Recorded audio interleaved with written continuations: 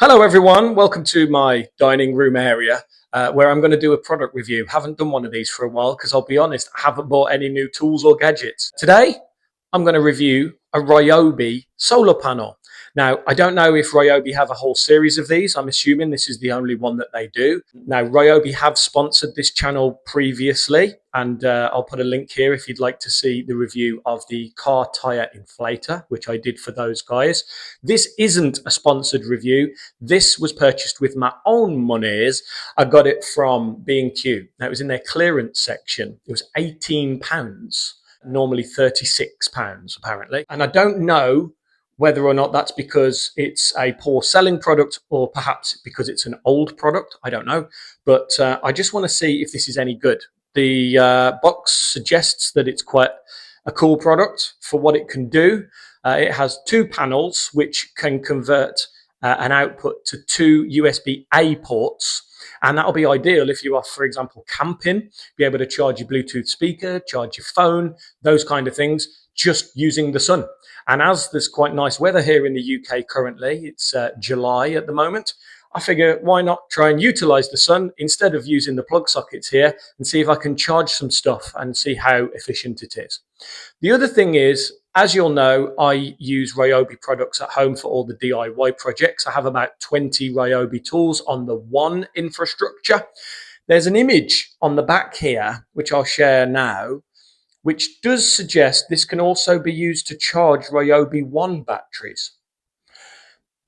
We'll see. Let's see if that's actually the case. As far as the product goes, it's not very heavy. It's only 400 grams. So I think it'd be a nice, compact way of charging whilst out and about on the go. So let's give it a whirl and I'll do a quick product unboxing before we test it. So standard first impressions, being a Ryobi tool, comes in a standard coloured box. As you'll see on the back here, we do have 400 gram weight. It's ideal for camping and it can be used to charge via two USB-A ports as I suggested. And the main advertising on this is actually to use it for camping. But as I say, you could use it just in the garden instead of having to get an extension cable out to be able to charge things up. So let's open it up.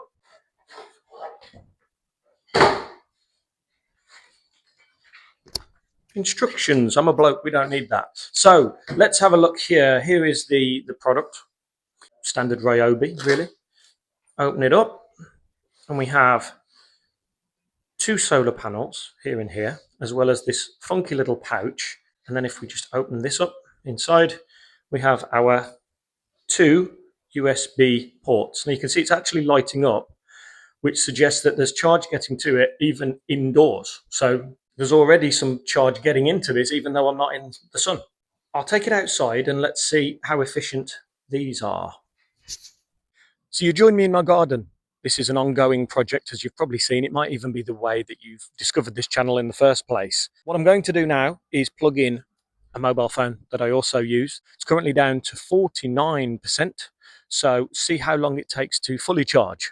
And all I need to do is plug in a USB-C into the bottom of the phone and then the USB-A into the solar panel. Obviously, I've got to make sure that the phone isn't kept in the sun. I don't want to damage it or overheat it in any way. So I'm just going to do that now, putting the solar panels in the sun and the phone in the shade. Quite easy to do with a nice long USB cable. So utilizing the sofas that we have in our garden currently, I've put the solar panel on in direct sunlight as you need to, and just kept the phone in the shade. It's connected in, as I say, just via one of the USB ports on the bottom there, and the device should be charging. Let's have a look. It is already at 54%. It's only been charging for 2 or 3 minutes. Quite quick already. Let's see how long it takes to charge a phone from 50% all the way up to 100. So whilst I wait for the phone to charge, I just wanted to put a needless plug in for the channel. Please consider subscribing. I don't have many subscribers yet, but the channel's only been going for about 12 months. This channel is all about DIY projects. It's all about interior renovation. It's all about mad ideas and how to do them. So if you like that sort of thing, please do consider subscribing, and I hope you'll join me on another video after this one for many, many years to come. But in the meantime, back to the charging and the product review. So as you'll see, I've had to move the phone out because the sun is slowly encroaching over and I don't want to overheat it. But it is currently at, if we have a little look here, you won't be able to see this, but it's 66%. So it's been on for 30 minutes. It's gone from 49 to 66. So it is working.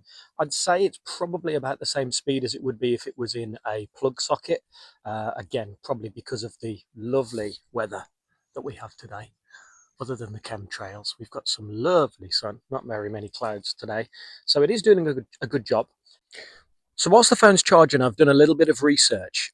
I'm really intrigued in how you're supposed to be able to charge a Ryobi battery, given that I've never seen a Ryobi battery charger that doesn't have a 3-pin plug on it. And you can't plug a 3-pin plug into this solar panel. So how are you supposed to charge it? Turns out, as you'll see here, there's actually a second product you're going to need to buy, which is a cordless inverter. They sell those on Ryobi's website for about £99. I'm sure you can get them cheaper on Amazon, on eBay, etc. But that's how you do it. You'd pop your inverter onto your Ryobi battery, and there are actually 2 USB ports on the top, which would allow you to connect it to the solar panel. So you can do it, but you can't do it straight out the box. So it's fine. It's possible. They're not lying, but it doesn't do it straight out the box. In the glare, it's impossible for me to show you the screen, but we're up to 73% charge now. We've been exactly 1 hour since I first plugged the device in, and a reminder, it was at 49%. I would say this is on par with a plug that you would use in the house. I don't think it's that much slower, probably a little bit slower, but not that much, not that it's noticeable. And bear in mind that this is free. Once you've purchased the unit, you're just using the sun to power it. So far so good. It's probably going to take another hour or two to completely charge the phone, but that's probably about the same as you would find if you were doing it indoors. So here we are back in my dining area, and the phone is fully charged, as hopefully you can see here. So really chuffed.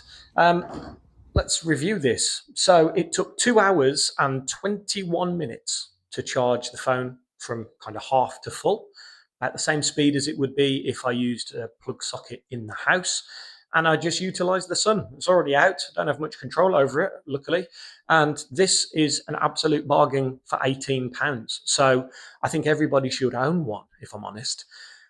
Even if you're not part of the Ryobi club, you don't have Ryobi tools, it's kind of a no-brainer. This is something that will help you charge your gadgets whilst out and about in the garden. I'm now going to use it to actually charge up the garden speakers that I have, because I do like to have some heavy metal playing whilst I'm doing garden projects. And I've still got to bring you guys part 3, which will be coming very soon on the garden renovation. So yeah, 18 quid, get yourselves down to B&Q. Very useful tool. And hopefully you've enjoyed this product review. If you have, give me a like, give me a follow, subscribe, drop comments and all of that good stuff. And I'll see you on the next one. Thank you.